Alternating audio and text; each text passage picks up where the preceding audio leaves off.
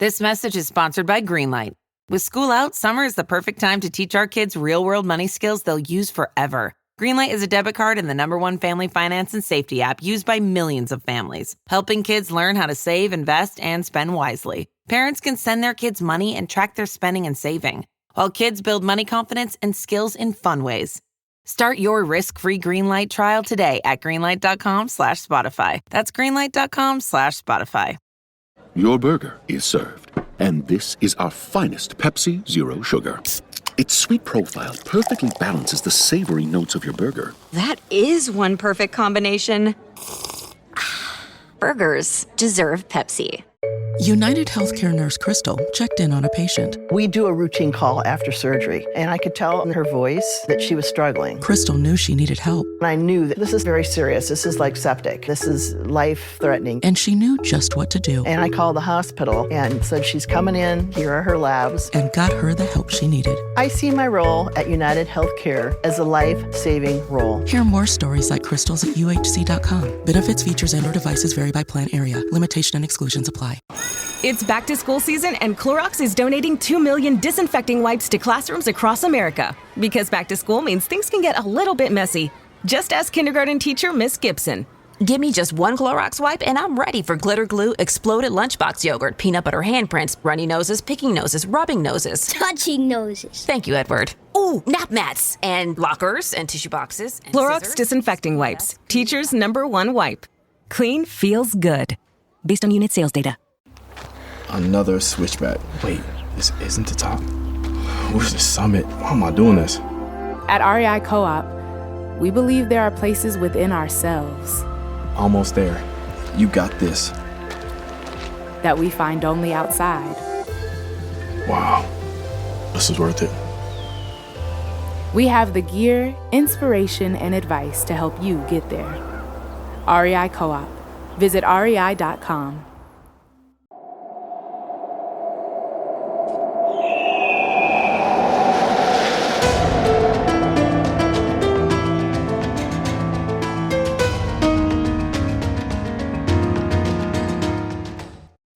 Hello and welcome to the Assassin's Creed Lorecast. We are so excited to bring you this show. Our podcast is all about unraveling all of your favorite mysteries from the Assassin's Creed games. Each episode will be talking about a different topic in the Assassin's Creed universe. From Pieces of Eden, solar flares, and the Isu, to the Hidden Ones, the Order of Ancients, and of course, the Animus. We will seek to uncover it all. So join us and maybe even take a leap of faith.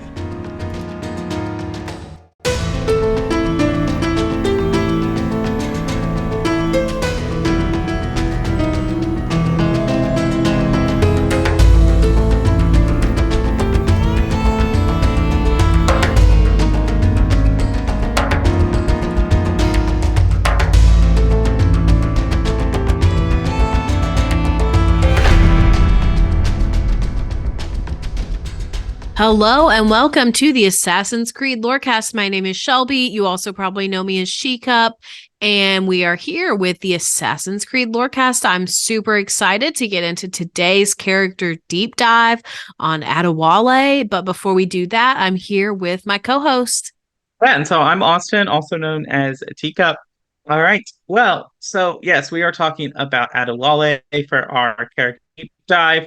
And just before we I do want to give a trigger warning for talking about racial enslavement and just general historical trauma. Just a reminder that what we're talking about is actual lived history for an entire groups of people that still exist and are still experiencing the effects of what happened. And so I want to be as conscious and recognizing that as I can. And so, but then here's a trigger warning. If that is a trigger for you, this episode might not be for you. And that's okay. So Adéwalé was born into slavery in 1692 in Trinidad. So he worked on a sugar plantation down in Trinidad. Even from a young age, Adéwalé was dreaming of freedom and he was afraid to commit himself to the life of a fugitive slave. Basically, he wanted to be free. He didn't want to work in this, but he had reservations about, well, I would be out on my own. I would always be on the run. I would always be looking over my shoulder. And so he has these hesitations of actually wanting to try to run away. However, his wish would be granted in 1708 when he was 16. A group of pirates raided the plantation he was enslaved to. In the chaos, Adéwalé joined the pirates, killed his master, and took a box of sugar with him, I guess, as assurance for him to get money. And then for a while, he sailed with his crew, learning the ways of pirate. However, their ship runs aground in Havana in 1715, where he is captured by Spanish authorities and imprisoned on the treasure fleet, where he eventually is freed by Edward Kenway, which we know and you can play in Assassin's Creed Black Flag.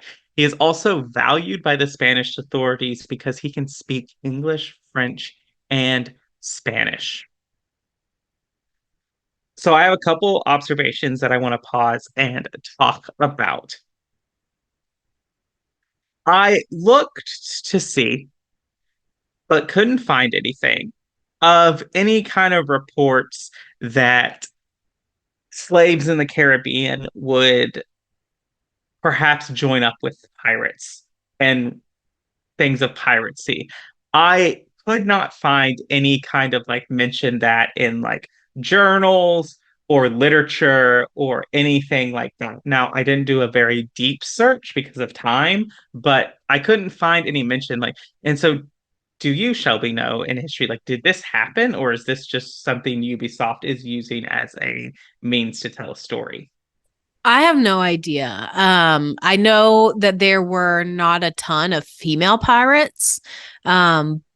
So I guess we could kind of extrapolate that and say well, if there were fewer women, there probably were fewer people of color as well. But I don't really know. I'm just totally guessing here. I feel like Ubisoft is probably just using this as a storytelling device. Mm-hmm.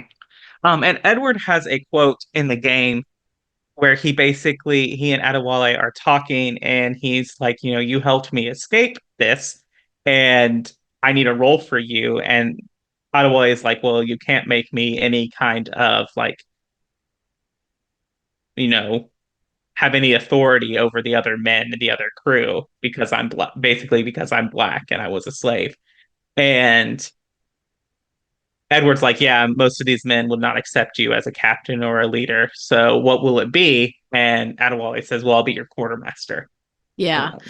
And I would also go so far to guess, I'm sure there were a lot of pirates who participated in slavery, in the slave trade. So to me, it's if that's the case, then there wouldn't be black pirates because those pirates would enslave them. So I don't know.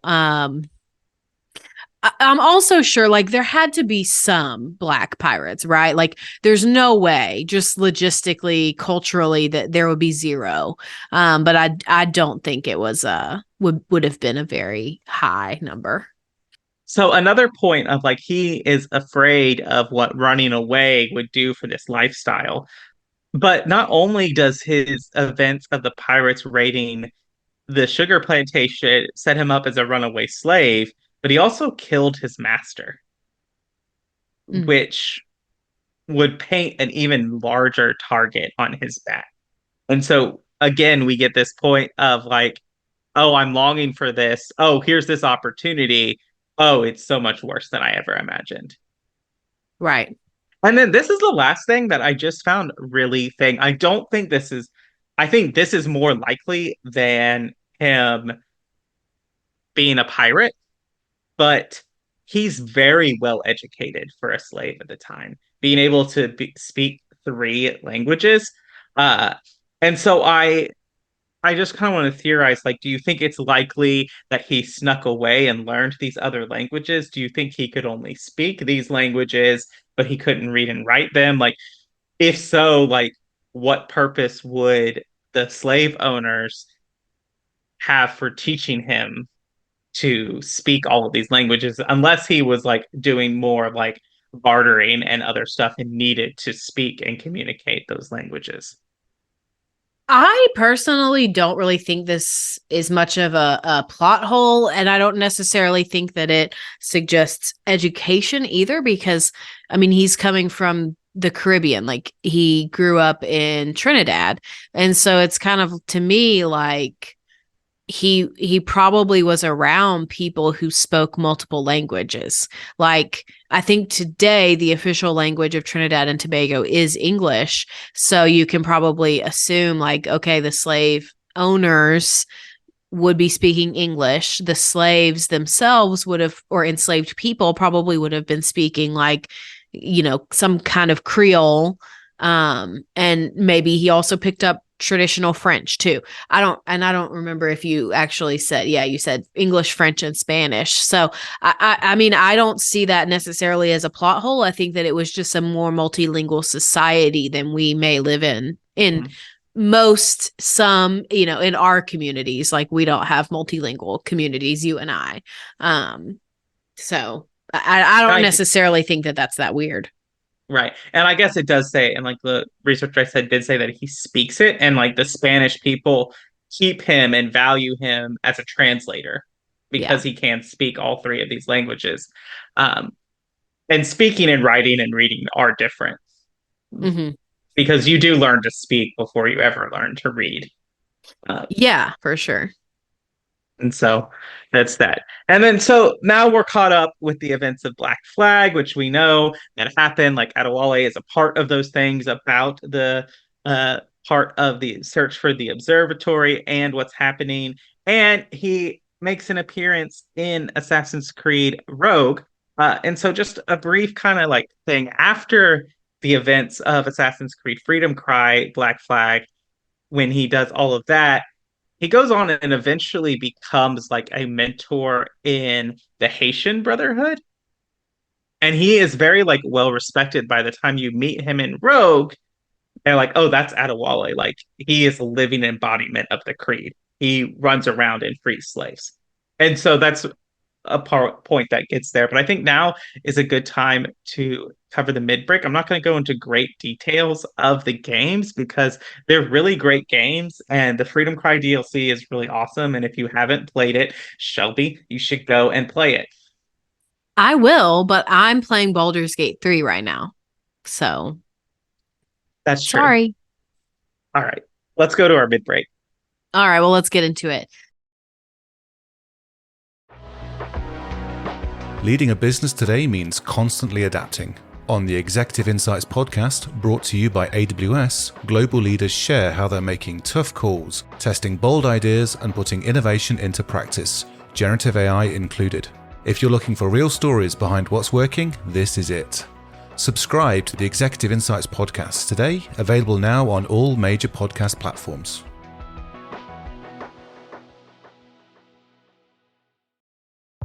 This episode is brought to you by Progressive Insurance. Do you ever find yourself playing the budgeting game? Well, with the Name Your Price tool from Progressive, you can find options that fit your budget and potentially lower your bills. Try it at Progressive.com. Progressive Casualty Insurance Company and Affiliates. Price and coverage match limited by state law. Not available in all states.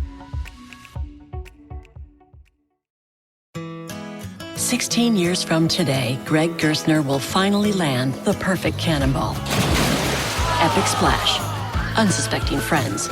A work of art only possible because Greg is already meeting all these same people at AARP volunteer and community events that keep him active and involved and help make sure his happiness lives as long as he does. That's why the younger you are, the more you need AARP. Learn more at aarp.org/local. Ma cos'è? Shoot! Shoot the flying demon! You weak fool! Get a job! Christina! Who's there? Me! Oh, it's you! I should have known. May I come in? Fine, but only for a minute. A minute is all I need. Indeed. Well, wait, that came out wrong. So thank you all firstly so much to all of our patrons and people who financially support the show. It is the best way to make sure that we are able to continue making the show. But We do have merch coming in 2024. Hopefully, we'll be able to show you some of our designs for the stickers that are coming next year in the or coming this year, I guess, since this episode releases in 2024. But hopefully we'll have something soon to show you so you can see what you're getting before you subscribe. But again, like I said, thank you to all patrons. You definitely genuinely help us continue making the show. Without you, we couldn't continue. Now, the next best way to support us is by leaving a rating, review, comment, something out there for people to know that our show is something great to listen to. And I do have one to read today. This comes from a comment on the Brotherhood of Assassins episode from M. Boyan, and they said, "Thank you, Professor of the Brotherhood." Yes, Austin, thank you. Lore Master, you are the one that always gives us all the information. So thanks for that. And then lastly is everybody needs to join our Discord. It is the best place on the internet. We have a ton of fun, and it's just generally a great time where we are talking about all kinds of games. We are still talking about Mirage a teeny tiny little bit, but mostly we've moved on to Baldur's Gate 3. That is just what's dominating everything right now because it's game of the year. So come join our Discord. There's tons of games to talk about. Whatever games you like, I'm sure there's somebody there that also likes that game. So come and hang out with us. And I'm not continuing our playthrough updates because I'm not currently playing Assassin's Creed anymore since we are in Baldur's Gate Supremacy. But whenever I'm done playing that in a few months, probably, I will return to Assassin's Creed. And do some new playthroughs of a new game. We'll see what I go back to. So that's the mid-break. Austin, anything to add?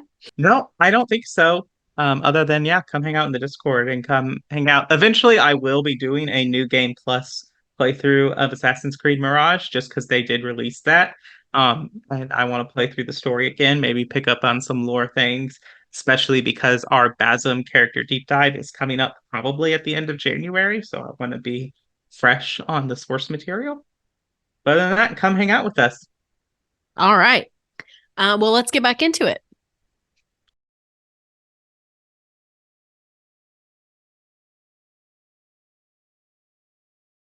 Malaka! Malaka! Malaka! Unless the legend is a lie, you are the man I long to meet. Renowned master and mentor. Ezio Auditore de La La La. Prego. Forgive me. I have a hard time remembering that Italian gibberish.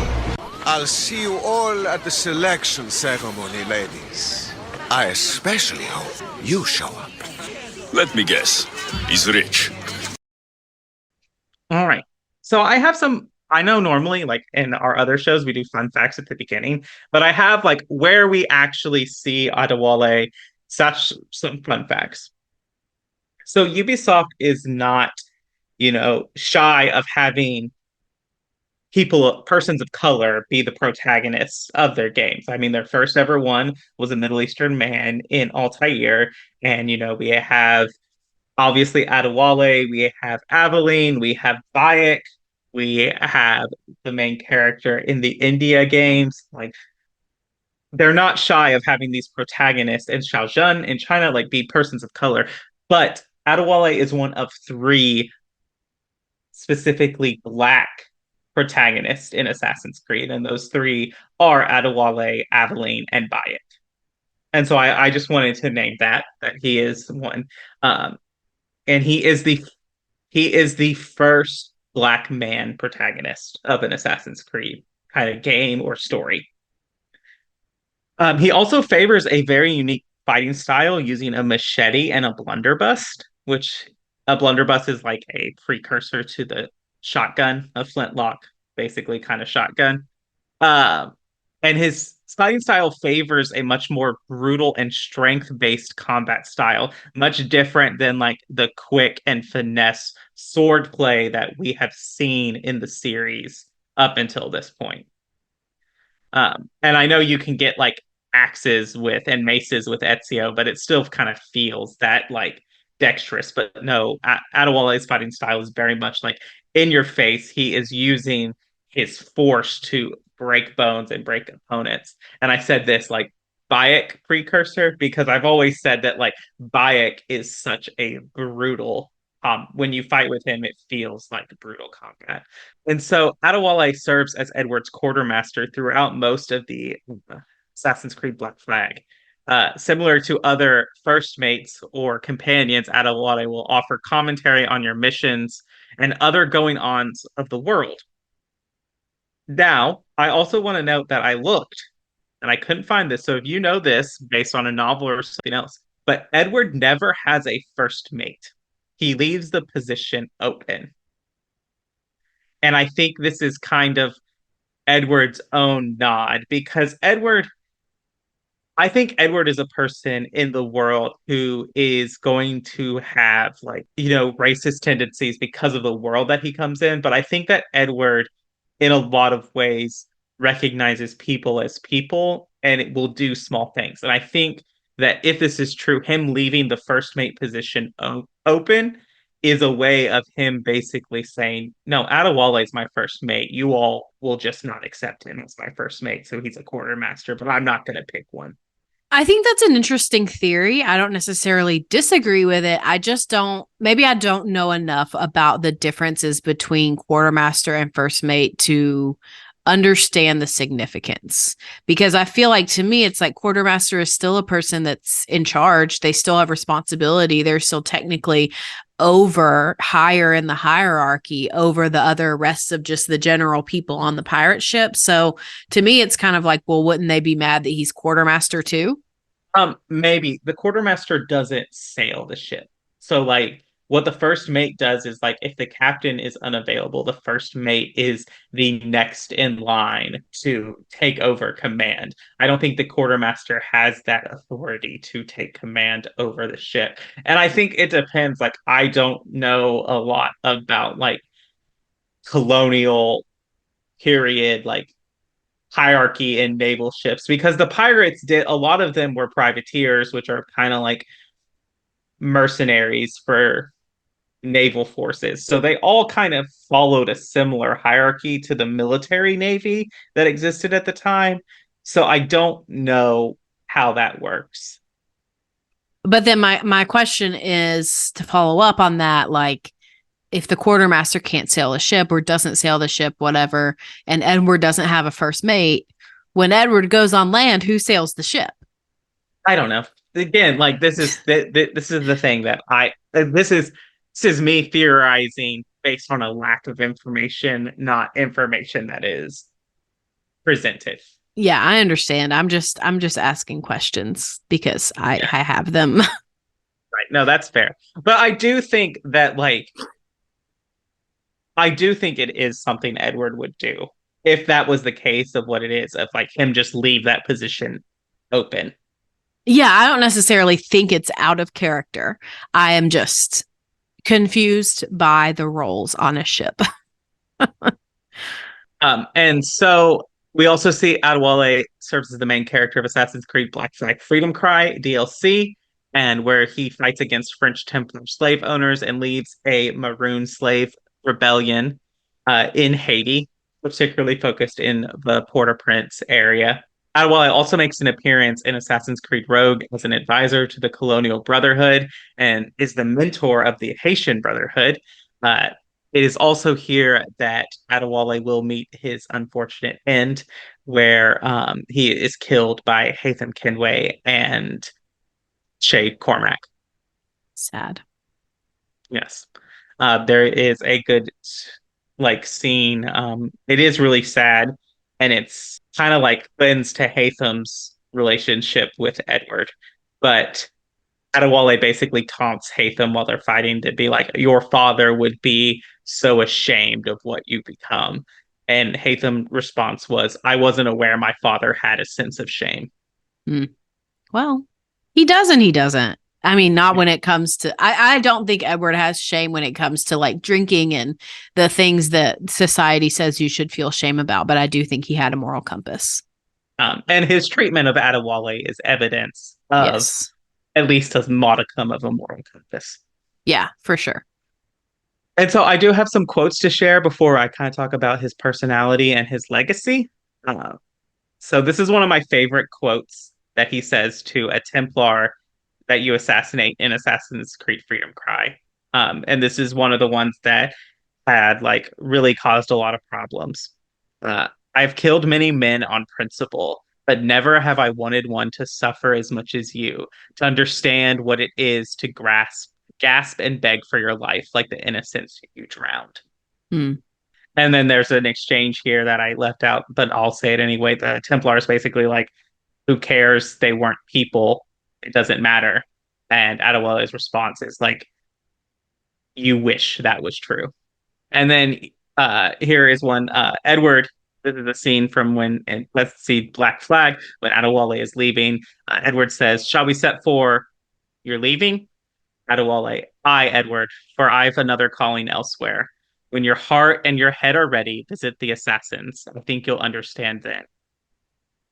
And then Adéwalé, Bastien, shortly before he leaves, Court of Prince, I feel a tide changing within me. I am no longer young. I must devote my energy to those who struggle for freedom. I will use my conviction in my creed to defend them alongside anyone who will help me. And then just Adéwalé in personality, he is a witty stoic. He doesn't have a lot of reactions, but when he does, they're pretty funny. And a strong sense of right and wrong. A very strong sense of right and wrong. He will greatly detest any movement made against slaves. If you are fighting a ship that has slaves on it, as Edward, and you hurt it in any way, like Adéwalé will be mad at you.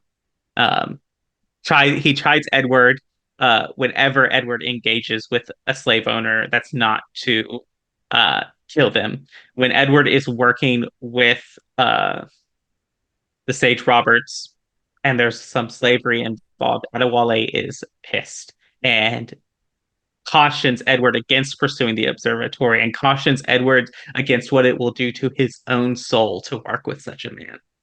Adéwalé has a strong sense of justice and, like Connor, will cut down anyone who stands in the way of freedom. And then in his legacy, in 1557, Adéwalé's son, Babatund, had a son of his own, Eosa, who we have talked about before, who also joined the assassins and eventually became an influential participant in the Haitian Revolution. In 1862, young Evie Fry studies the chronicles of Adéwalé's life, as well as those of other legendary assassins, including Altair, Ezio, Edward Kenway, and Arbaz, all whom inspired her desire to discover knowledge kept within the pieces of Eden. And I think this legacy is an interesting point that, 100 years later, hundreds of years after his life, he is included among the greats of an assassins like Edward, like Ezio, like Altair. These legendary assassins who are waymakers and pinnacles of the creed and its history. Yeah, and I think that he is. I think that especially we see this legacy through his son and his grandson. I mean, they're really like the movers and the shakers of getting the slaves freed in Haiti. And so I think that in and of itself is such a signpost of his influence and his legacy, and how seriously he took the creed and abolition. Yeah. And so obviously our last question is like, why do you love or hate this character? I for one love Adéwalé. I loved him from the moment that he appeared on screen, and his comments and his just, I think without him, the game loses its sense of morality that it needs to make sense. And like, I love his Freedom Cry. I was so excited when they announced that the DLC was going to have him as the playable character. And we would go around and, give it to these Haitian slave owners. And it's a really great expansion. I haven't played it in a long time, but I remember really liking it. And there's a lot of interesting mechanics that are in there. And it's just a great overall game. Good story. He's a good character, a great addition to the Assassin's Creed. And definitely, as you said, huge and worthy to be considered among the other greats like Ezio, Altair, Edward, these patriarchs of the Assassin Brotherhood. And matriarchs. Yes. But yeah, I do agree. And I think that it is very true that if we take Adéwalé out of Black Flag, that game loses all sense of morality, because it very much becomes a game about Edward wanting to do whatever he wants to do and then grieving over his friends who have died. Like, that's what the game becomes. And there is no other narrative about joining the Assassins. There's not another narrative about making a difference in the world, making the world better for, the less fortunate. There is no other kind of narrative about anything that's like beyond just Edward and his own personal struggles. And I think that makes a huge difference in, honestly, the longevity and story of a game. So that's all we've got about Adéwalé. Go play Assassin's Creed Freedom Cry. Great DLC. Yeah, I still have to play it. I think for me, I do like Adéwalé, and I think that he's very important, obviously, as we've gone over throughout this episode. But because I haven't played the DLC, I just feel like I don't know him that well, even with this episode. So now I'm just kind of like, I definitely need to go and play this DLC, for sure. So that's where I'm at. Yeah, I think I look forward to you playing that and watching you play that and your thoughts on it. Cool. A great time. Yeah, it will. Whenever one of these days, whenever we get back to Assassin's Creed, that is. All right. Well, let's wrap it up. Thank you all so much for listening to the Assassin's Creed Lorecast. We'll see you next time.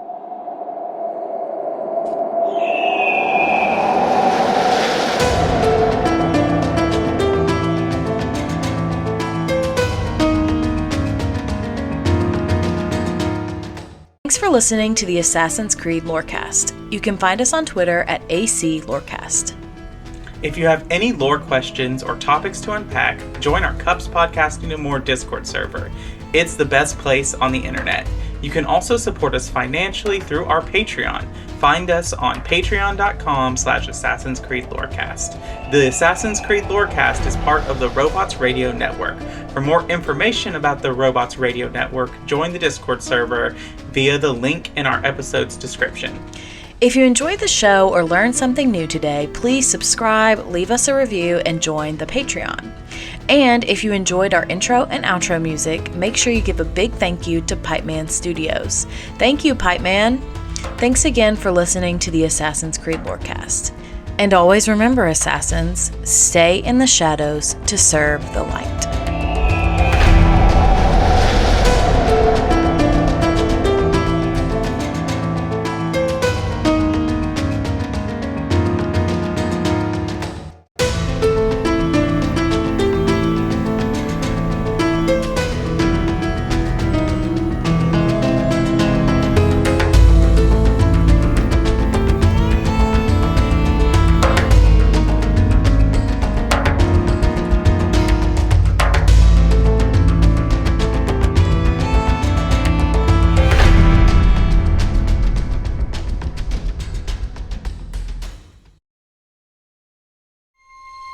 This episode is brought to you by FX's Alien Earth, the official podcast. Each week, host Adam Rogers is joined by guests, including the show's creator, cast, and crew, in this exclusive companion podcast. They will explore story elements, deep dive into character motivations, and offer an episode-by-episode behind-the-scenes breakdown of each terrifying chapter in this new series. Search FX's Alien Earth wherever you listen to podcasts.